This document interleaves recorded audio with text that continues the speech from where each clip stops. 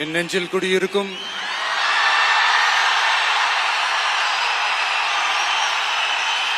உங்கள் அனைவருக்கும் என்னுடைய வணக்கம். வணக்கம் வணக்கம்.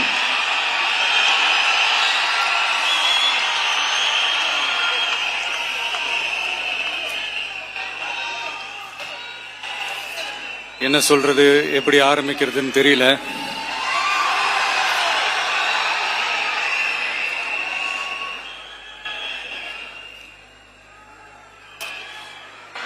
சினிமாவில் எப்படியாவது கஷ்டப்பட்டு வெற்றி அடையணும்னு இருந்த ஒரு சாதாரண அசிஸ்டன்ட் டைரக்டருக்கு பிறந்த ஒரு பிள்ளையா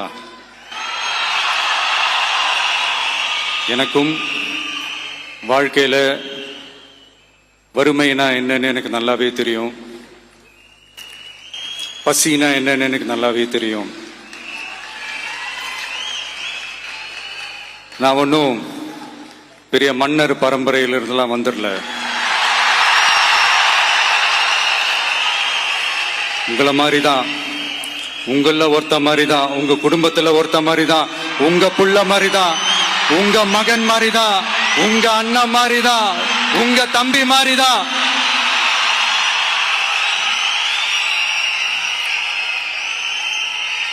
அப்படிதான் நான் உணர்றேன். நீங்களும் என்ன அப்படி நினைச்சதுனாலதான் சினிமாவில் எனக்கு ஒரு மிகப்பெரிய ஒரு இடத்த ஒன்று கொடுத்தீங்க. அதையெல்லாம் விட்டுட்டு உங்களுக்காக நன்றி கடன் செலுத்துறதுக்காக அரசியலுக்கு வந்த உங்க விஜய, இந்த விஜய, நீ வா விஜய், நாங்களா இருக்கோம், பாத்துக்கிறோம். விஜய் தம்பி நீ வா, நாங்க இருக்கோம். விஜி தம்பி நீ வா, நாங்க இருக்கோம். அண்ணா நீ வாடா, நாங்களா இருக்கோம். நண்பா நீ வா நண்பா, நாங்களா இருக்கோம் சொல்லி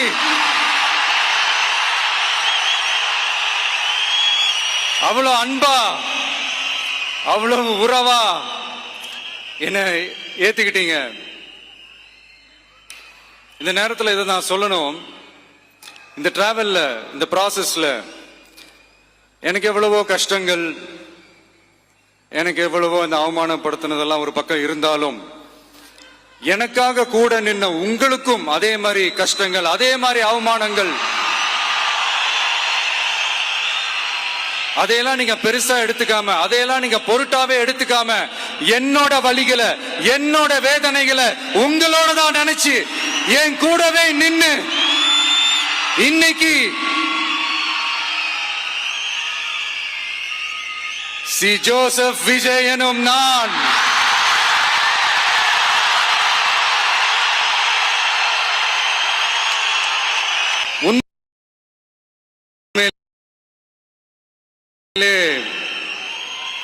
எனக்கு என்ன சொல்றதுன்னு எனக்கு தெரியல. என்னுடைய உறவுகளே, என்னுடைய சொந்தங்களே, நான் ஒன்னும் தேவ தூதன்லாம் கிடையாது. நானும் ஒரு இயல்பான ஒரு வாழ்க்கை வாழ்ற ஒரு சாதாரணமான மனுஷன்தான். நான் முன்னாடியே சொன்ன மாதிரி அது செய்வேன் இது செய்வேன்னு பொய்யான வாக்குறுதிகள்லாம் கொடுத்தவங்கள தான் ஏமாத்த மாட்டேன். எது சாத்தியமோ அது மட்டும்தான் நான் செய்வேன். இம்மிடியட்டா உங்க மனசுல ஒரு கேள்வி ஒண்ணு வரலாம், அப்ப சாத்தியம் இல்லாததை செய்ய மாட்டாங்களா, செய்ய முடியாதா அப்படின்ற ஒரு கேள்வி ஒண்ணு வரலாம். இத்தனை கோடி மக்கள் என் கூட இருக்கும் போது எது வந்தாலும் பாத்துக்கலாம், என்ன வந்தாலும் பாத்துக்கலாம் அப்படின்ற அந்த கான்பிடன்ஸ் என் மனசுல இருக்கு. இன்னொரு விஷயமும் நான் இங்க சொல்லணும். இன்னைக்கு நம்ம தமிழ்நாடு கவர்மெண்ட் இருக்கிற அந்த நிலைமையை பத்தி நான் உங்ககிட்ட நான் சொல்லணும். கிட்டத்தட்ட 10 லட்சம் கோடிக்கு மேல கடன் வாங்கி வச்சுட்டு போயிருக்கிற இன்னைக்கு அந்த தமிழ்நாடு அரசு இருக்கிறப்போ, கஜானாவை சுத்தமா தொடச்சி வலிச்சு வச்சுட்டு போயிருக்கிறப்போ, தூக்க முடியாத சுமையை ஏத்தி வச்சுட்டு போயிருக்கிறப்போ,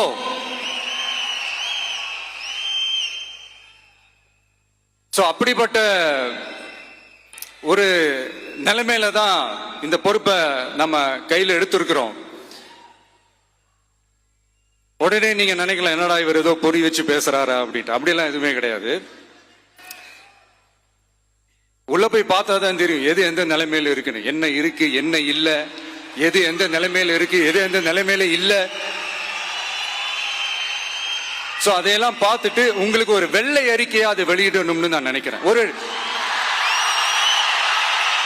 ஒரு டிரான்ஸ்பரண்டான ஒரு கவர்மெண்டா, அதாவது இன்னைக்கு நம்ம தமிழ்நாடு கவர்மெண்ட் இந்த நிலைமையில தான் இருக்கு அப்படின்றத உங்ககிட்ட சொல்லிட்டு I just want to take it forward from there.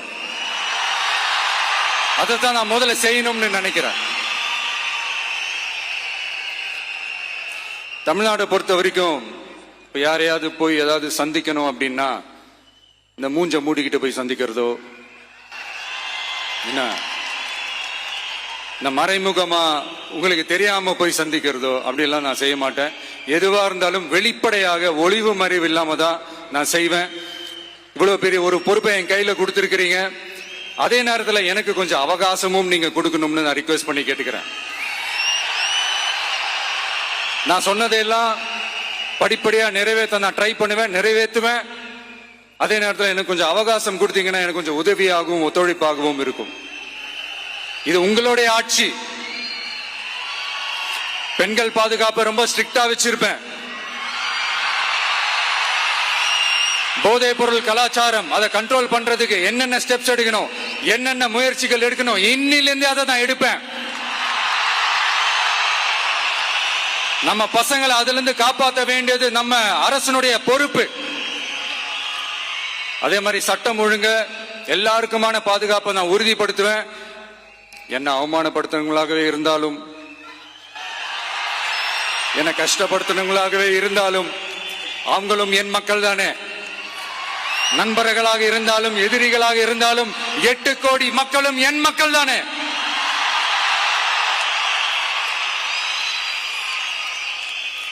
அது மாதிரி இந்த அடிப்படை விஷயங்கள், கல்வி, ரேஷன், மருத்துவம், குடிநீர், சாலை வசதி, பஸ் வசதி, இந்த மாதிரி விஷயங்கள்ல தான் என்னுடைய முதல் கவனம் செலுத்தணும்னு எனக்கு தோணுது.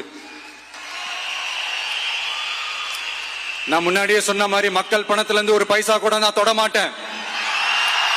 எனக்கு அது அவசியமும் இல்லை. அது உங்களுக்கு நல்லாவே தெரியும். இந்த விஜய் தப்பு பண்ண மாட்டான், தப்பு பண்ணவும் விட மாட்டான்.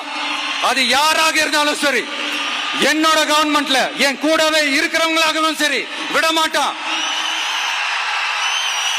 சப்போஸ் யாருக்காவது அப்படி ஒரு எண்ணம் மனசுல இருந்துச்சுன்னா, நம்ம ஜெயிச்சிட்டோம், ஒரு ஆட்டம் ஆடி பார்க்கலாம் அப்படின்ற எண்ணம் யாருக்காவது இருந்துச்சுன்னா இப்பவே இந்த நிமிஷமே அதை எரேஸ் பண்ணிருங்க.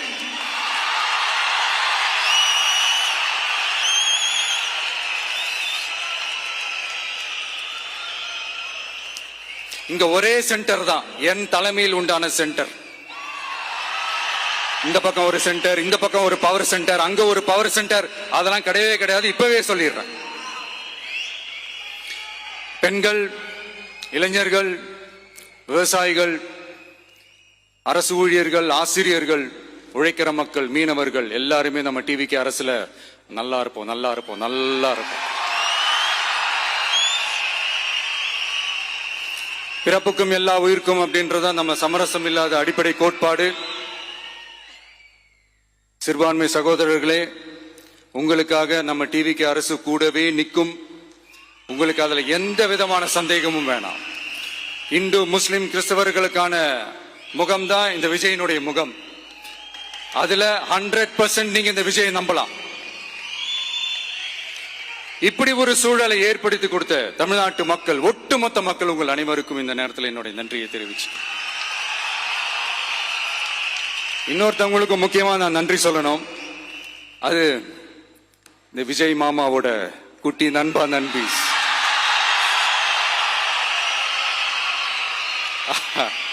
அவங்களாலதான் இது நடந்திருக்கு. உங்களுக்கு எப்படி நன்றி கடன் செய்யணும்? உங்களுக்காக உங்க ஃபியூச்சரை மைண்ட்ல வச்சுக்கிட்டு எல்லா நல்ல விஷயங்களையும் உங்களுக்காக இந்த விஜய் மாமா செஞ்சு கொடுப்பான். கான்பிடண்டா இருங்க. அதே மாதிரி இன்னொருத்தவங்களுக்கும் நான் முக்கியமா நன்றி சொல்லணும். உங்களை எப்படி நான் மறப்பேன்? நீங்க தான் என்னோட உயிராச்சு. தமிழக வெற்றி கழக தோழர்களே,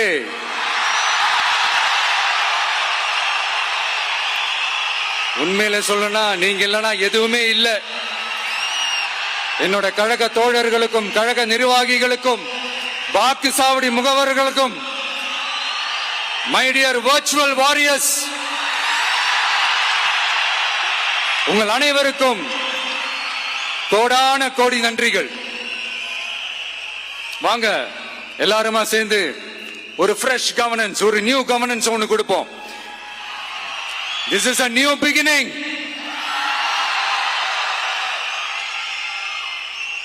A new era of a real secular social justice starts now.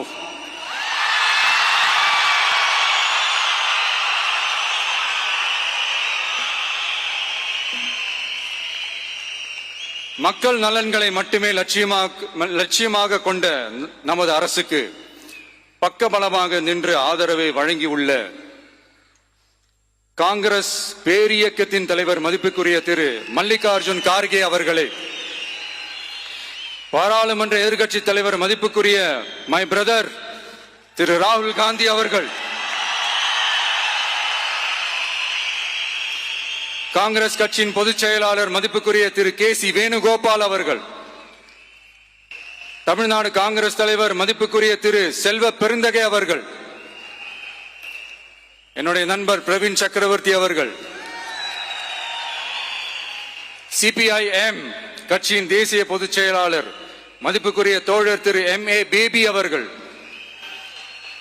மாநில செயலாளர் மதிப்புக்குரிய தோழர் திரு பி. சண்முகம் அவர்கள், அரசியல் தலைமை குழு உறுப்பினர் மதிப்புக்குரிய தோழர் திரு கே. பாலகிருஷ்ணன் அவர்கள், பாராளுமன்ற உறுப்பினர் மதிப்புக்குரிய தோழர் திரு சு. வெங்கடேசன் அவர்கள்,